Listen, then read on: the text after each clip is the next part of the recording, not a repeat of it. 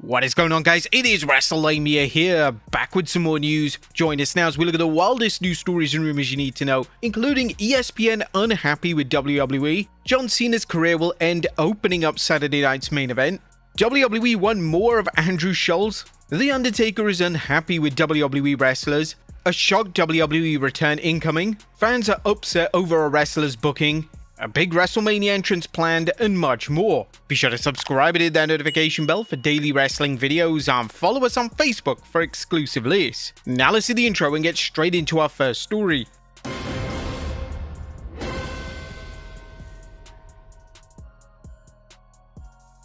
Our first story looks at ESPN unhappy with WWE. Our top story today looks at ESPN's relationship with WWE, as it appears that there are huge issues between the two parties. According to former writer for WWE Freddie Prinze Jr. on his podcast, ESPN are unhappy with how the deal is transpiring.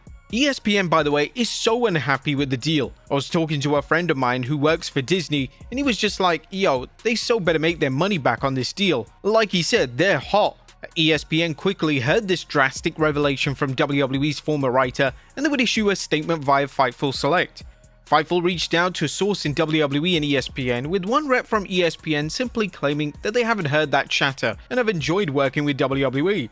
When we spoke to sources in WWE, a higher-up said no one in WWE upper management is aware of Freddie Prinze's role in wrestling or otherwise. Now, this isn't the first time in which ESPN have been accused of being unhappy with the WWE deal, so it's interesting that another notable name within the pro wrestling space seems to be sharing the same information. Whilst the credibility of these claims is up for debate, it's worth noting that ESPN would never directly admit that they were unhappy with WWE, and all comments relating to the business deal are always going to be positive. A lot of fans have been questioning if ESPN is happy with the WWE direction, specifically when it comes to PLEs. WWE doesn't have another PLE until the end of January, that being the Royal Rumble, and this is in 9 weeks' time. If a WWE fan is signed up to the ESPN service to exclusively consume the WWE PLE product, what is their incentive to keep their subscription for 2 months? It would have made more sense to have a December PLE so that the ESPN consumer is getting their money's worth and the WWE fan doesn't have an obvious reason to cancel. Next up, the end of John Cena's career will open up Saturday night's main event. Now, in a shocking revelation, John Cena mentioned on the Jimmy Kimmel Show that he will be opening Saturday night's main event. Instead of a tribute and spending the whole show based around the past, I wanted to have my final match, then dedicate the rest of the show to the future. This is kind of crazy, as the end of John Cena's career should merit the main event spot of the whole show. But seeing as John Cena wants to look ahead to the future, he's making this selfless decision not to be about him, but to be about the future. There was also questions about whether Cena would wrestle any more matches after this, but his departure will be final. This has never really been done in WWE history. WWE superstars don't necessarily retire, they kind of hang on for one more match. I'm absolutely 100% done. The 13th of December on Peacock is my last in-ring performance. I will never wrestle again. It's crazy that we're going to start off Saturday night's main event in one of the most emotional ways ever. Next up, WWE wants more Andrew Schulz. Now, another day, another story of WWE wanting to work closely with a celebrity. It's now surfaced that the comedian Andrew Schulz has made a strong impression with those in WWE, and more appearances are now planned in the future.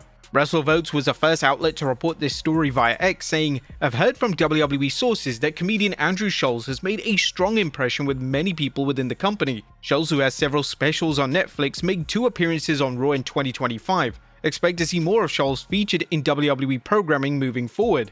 A fan response to this news is overwhelmingly negative, as most fans believe that WWE don't have their priorities in order. One fan commented on the matter via X and stated that it doesn't even make a logical sense as a business proposition. Fans of Andrew Schulz that don't watch pro wrestling or WWE aren't going to magically want to watch because he randomly makes an appearance for 20 seconds in the audience on Raw or SmackDown. I don't think anyone wants to see him in WWE. WWE is so out of touch in 2025.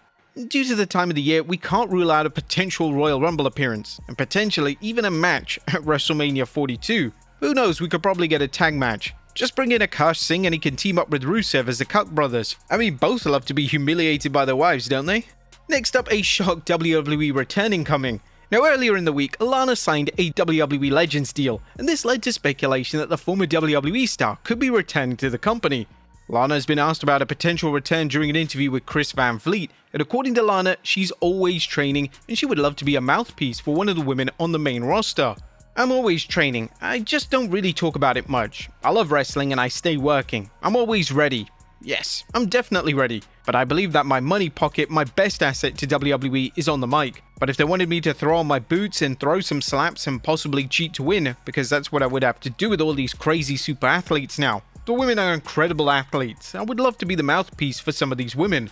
This would be a smart hire for WWE, as Lana obtained acclaim for her promo work during a WWE run, and there are countless names on the active roster that need help with their promo work. It's somewhat of a surprise that WWE hasn't revisited the Lana and Rusev pairing, as Rusev has somewhat struggled to connect to live crowds since returning to WWE, and WWE knows that the established pairing between the married couple works and will be instantly over on TV. Next up, The Undertaker unhappy with WWE wrestlers. And The Undertaker didn't hold back on his latest podcast appearance with Bayley. The dead man took aim at those within WWE that don't listen to crucial advice and prefer to moan about their booking via social media. You can watch it on the monitor and see it perfectly. That's just genius. You can't get that kind of feedback and learn things and then have to hear people get online and start bitching about, I'm not getting booked the right way. I'm not doing this. What really pissed me off is when I go to people will come up and be like, hey, you got anything for me? And then I take the time out of my, because I obviously watch. So you ask for my feedback, I give you my time, and then you don't even apply it. Now The Undertaker would go on to say that numerous names have wasted his time by failing to apply his advice. Due to The Undertaker working heavily in AAA, we can logically assume he's referencing names he's worked with in that particular promotion. Next up, a WWE star sad about a WrestleMania snub. Speaking of The Undertaker's podcast with Bayley, Bayley finally opened up regarding her being removed from the WrestleMania card at the last moment. If you recall, the original planned match for WrestleMania this year was Bayley and Lyra Valkyria versus the Judgment Day, but Bayley was taken out of action at the last moment. This caused mass outrage and many felt like WWE were doing a complete disservice to Bayley. According to the woman herself, she felt like it was a direct test from WWE management. It's a test. I feel like every time I get thrown stuff, I'm just being tested. Not by the company, the universe. And the world are just trying to test me. It was rough, it was a little bittersweet. I became really close with Lyra Valkyria in real life, and so I was super excited for her to have her first WrestleMania. But it was also like, man, I was told this was where we were going. Okay, I'm gonna be in this storyline and tag team with this girl I don't even know. Bayley would go on to reveal that she only found out about the change the day before the show, and then she added that it was rough and a long conversation with CM Punk helped her put things into perspective. It was rough, but it became part of a storyline, and it becoming what it is made it a little bit nicer. I don't even know how to say it. It was rough. It was definitely one of those times where I'm like, I had a long conversation with CM Punk about it. A lot of people that were reaching out. Everybody has been in these positions. Now this must have been extremely difficult as a performer, especially someone at the level of Bayley. The year prior, she was winning the world title in one of the best matches on the show, and then a year later, she was pulled from the card at the last moment. Bayley's booking has been a mixed bag all year. The split personality gimmick hasn't gone anywhere of note, and it's easy to see why fans of Bayley are so frustrated with her booking and presentation. Next up, a top star reveals future plans. Now in the same interview with The Undertaker, Bayley would reveal her future plans, and she revealed for the first time that she would like to be a producer when she retires. I don't know if creative-wise if it would be in the writer's room or anything good like that, but maybe like producing. I would enjoy that. I sat for the girls' match with a headset, and I've done it a few times. I produced stuff in NXT. It's very hard, and I don't know if I'd be a good producer right now. I see myself more as like a coach, or if I were to open a school, coaching and stuff. It's very different than producing. Bayley is destined for this kind of role when she retires, and she's already labeled as a locker room leader in the WWE by many. Next up, Seth Rollins returning. And we have some positive news when it comes to former world champion Seth Rollins. During an appearance on the Rich Eisen show on Tuesday, Rollins confirmed that his recovery is on track, which seems to imply that he could be ready in time for the SummerSlam months. Also in another huge revelation, Rollins revealed that he will be in attendance at John Cena's final matchup next weekend. Whilst it's possible that Rollins just wants to be backstage to say goodbye to one of his arch rivals, and a name he's become extremely close friends with, an on-camera cameo isn't out of the question. One of the things WWE may consider when it comes to Cena's final match is having Cena endorsed by all of his arch rivals at some point during the show. Names such as Seth Rollins, Randy Orton, CM Punk and AJ Styles are all under WWE contract, so this could easily happen if WWE wanted it to. Next up, a big WrestleMania entrance planned. Now, we're still a few months away from WrestleMania, but we already know that WWE are planning a huge special entrance for their women's champion Jade Cargill. Cargill revealed during an episode of The Click, and according to the reigning champion, her entrance and ring gear for the big show has now been approved by WWE. I already have mine planned out. You know, I've had it planned out for some time now. Last year I had it planned out. It was a tribute to Tyler, the Creator. This year, you gotta see it. So if it's approved, then my gear will match that entrance. So let's see. I put 2 ideas out there. I'm really excited for this one because it's very personal. It hits close to home. I put a lot of thought in my gear in general, and so my interests are just a part of it all.